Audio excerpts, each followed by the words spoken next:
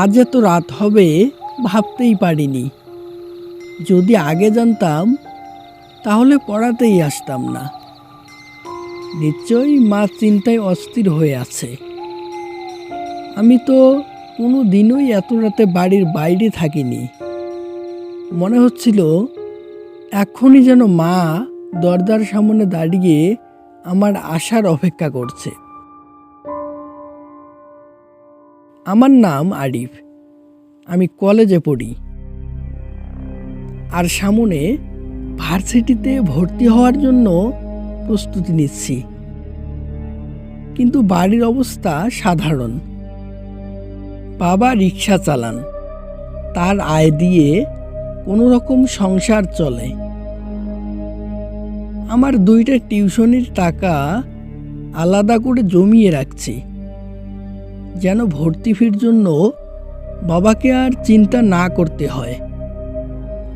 বাবারও বয়স বেড়েছে, অল্পতেই ক্লান্ত হয়ে পড়ে।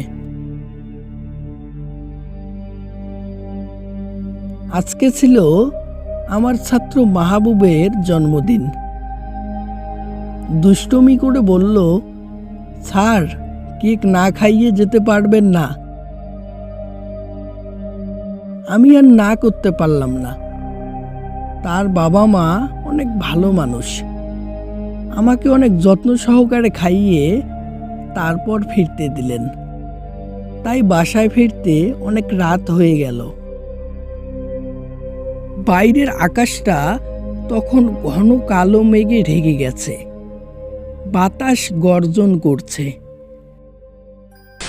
আর মাঝে মাঝে বিদ্যুৎ ঝলকে চারিদিক আলোকিত হয়ে উঠছে। সাইকেলটাও নষ্ট হয়ে আছে, তাই পায়ে হেঁটেই রওনা দিলাম। রাস্তা পুরো নির্জন, কোনো মানুষ নেই। আশেপাশে শুধু বাতাসের শব্দ আর দূরে কোথাও অদ্ভুত নীরবতা। এমন সময় মনে হলো পেছনে যেন কারো পায়ের আওয়াজ। ভাবলাম ভুল শুনছি, তবুও ঘুরে তাকালাম।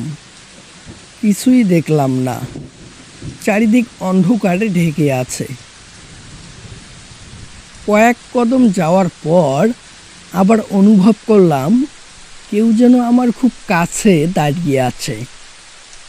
এবার ঘুরতেই দেখি ঠিক আমার সামনে এক মেয়ে, বৃষ্টিতে ভেজা, শান্ত চেহারার। মনে হলো কোনো ভদ্র পরিবারেরই মেয়ে। কিন্তু এত রাতে সে এখানে কেন?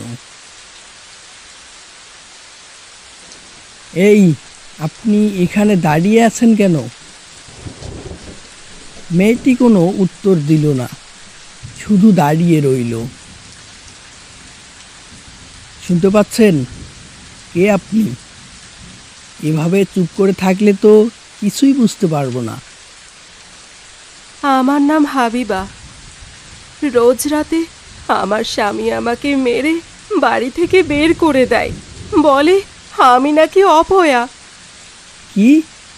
এভাবে কেউ স্ত্রীকে মেরে রাস্তায় ফেলে দেয়? এটা তো অন্যায়। আমার কোথাও যাওয়ার জায়গা নেই, তাই মুখ বুঝে পড়ে থাকে এই সংসারে। চলো, তোমার বাড়িতে গিয়ে তোমার স্বামীর সাথে কথা বলে দেখব। এমন আচরণ মোটেই ঠিক না। না গো, সে খুব রাগে মানুষ, আপনি দয়া করে যাবেন না। আমার স্বামী মোটেও সুবিধার লোক নয়, গেলে আপনিও বিপদে পড়তে পারেন।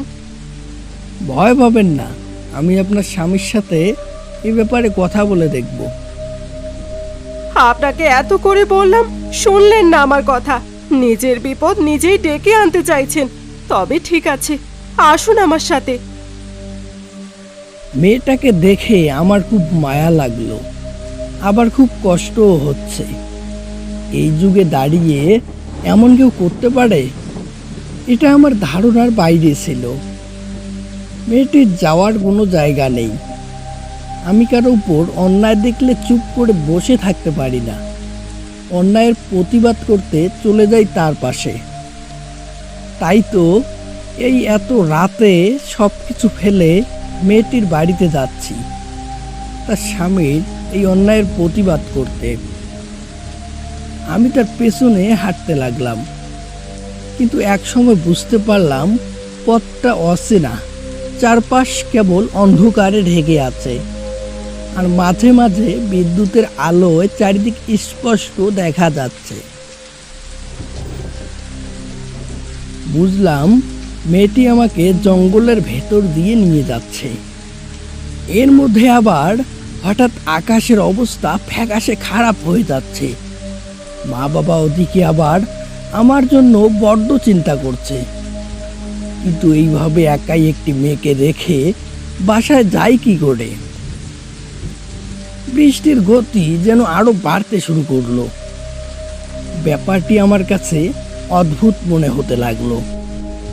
আরো আশ্চর্য ব্যাপার এই যে এতটা পথ আসলাম, কিন্তু মেয়েটি একটিও কথা বলল না। কালো অন্ধকারে পথঘাট কিছুই চেনা যাচ্ছে না। বিরক্ত হয়ে একসময় মেয়েটিকে জিজ্ঞাসা করলাম, এই যে মেয়ে, আরো কত দূর? মেয়েটি আবারও কোনো কথার উত্তরই দিল না। আমিও আর কথা না বলে থাকতে পারলাম না। মেয়েটি আমাকে জানি কোথায় নিয়ে যাচ্ছে। আমার মনটা জানি কেমন কেমন করতে থাকলো। কি হলো মেয়ে, তুমি কথা বলছো না কেন? আর কত দূর? এই কথা বলতে মেয়েটি আমার দিকে তাকিয়ে হাসতে শুরু করলো।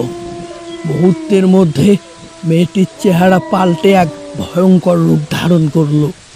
চোখ থেকে লাল টকটকে রক্ত ঝরছে, মুখ থেকে লালা পড়ছে, সব মিলে একটা অশরীরী আত্মায় পরিণত হয়েছে। কি ভয়ঙ্কর রূপ! আমি মেয়েটিকে দেখে আর কথাই বলতে পারলাম না। তার হাসিটা ছিল অচেনা ভয় ধরানো। আমার গা শিউরে উঠল। এক সেকেন্ডও দেরি করলাম না সেখানে। পেছনে ফিরে দৌড় শুরু করলাম। কেবল বাতাসের শব্দ আর হৃদয় স্পন্দন ছাড়া আর কিছুই শুনতে পাচ্ছি না। দৌড়াতে দৌড়াতে এক সময় রাস্তার পরিস্থিতি জায়গাগুলা চোখে পড়ল। বুঝতে পারলাম আমি এবারের মতো বেঁচে গেছি। আজকে রাতের এই ঘটনা আমার সারা জীবন মনে থাকবে। আমি সিদ্ধান্ত নিলাম আর কখনো রাতে এমন নির্জন পথে একা ফিরব না।